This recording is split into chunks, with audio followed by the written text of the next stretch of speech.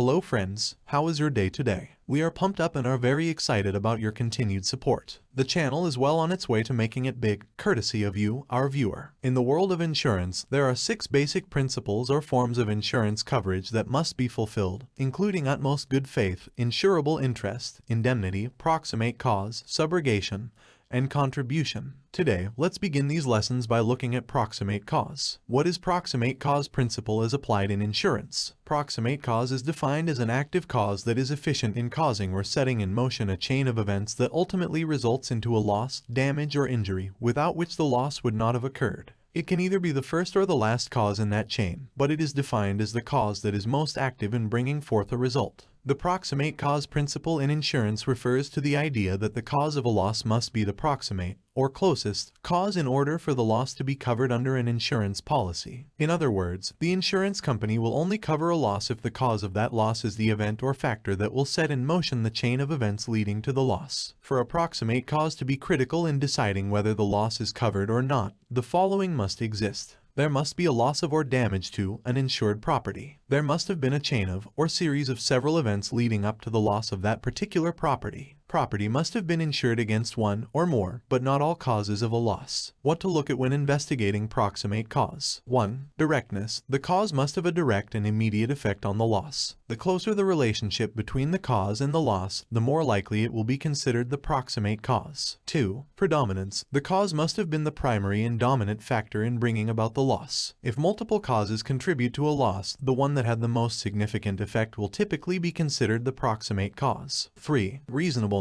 The cause must have been foreseeable. In other words, it must have been reasonable to expect that the event could occur and result in the loss. 4. Intervening causes. Intervening causes are events that occur between the initial cause and the loss, and they can affect whether the original cause is considered the proximate cause. If an intervening cause is not foreseeable, it may break the chain of causality and make the original cause no longer the proximate cause. 5. Policy exclusions. The terms and conditions of the insurance policy, including any exclusions, will also be considered in determining the proximate cause. If a policy specifically excludes coverage for a certain type of loss, that loss will not be covered even if it is the proximate cause. Examples of scenarios where this principle will apply. Example 1. If a tree falls on a house and causes damage, the proximate cause of the damage would be the falling tree. If, however, an examination of the tree reveals that it was rotten and diseased, and that this was the true cause of the tree falling, the insurance company may not cover the loss because the proximate cause was not the falling tree, but the tree's prior condition. Example 2. If a house burns down due to a lightning strike, the lightning strike would likely be considered the proximate cause of the loss, and the insurance company would provide coverage. However, if the house burns down due to a faulty electrical system, the faulty electrical system would likely be considered the proximate cause of the loss, and the insurance company may deny coverage if the policy specifically excludes coverage for losses caused by faulty electrical systems. Example 3. Fire loss. If a fire occurs in a building, the proximate cause of the loss would be the event that directly caused the fire, such as a short circuit in the wiring or a dropped cigarette. Example 4. Flood loss. If a flood occurs in a home, the proximate cause of the loss would be the event that directly caused the flood, such as a heavy rainfall or a broken dam. Example 5. Earthquake loss. If an earthquake causes damage to a building,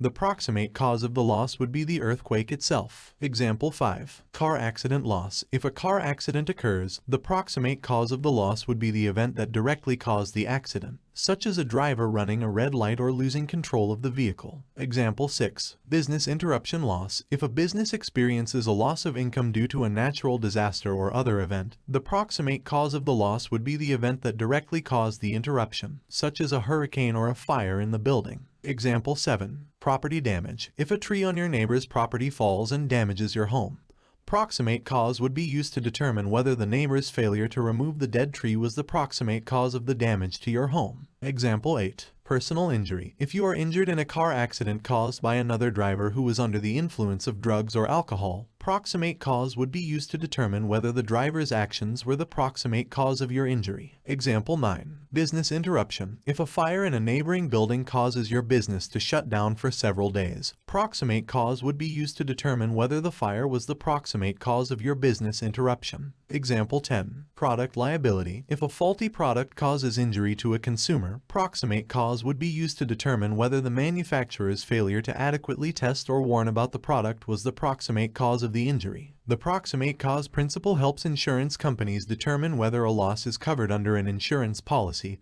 and can also help policyholders understand what types of losses are eligible for coverage. Let's meet tomorrow and look at another one of these principles. If this video provided you with some knowledge, please subscribe, like and share our videos. That is the only support we are asking for.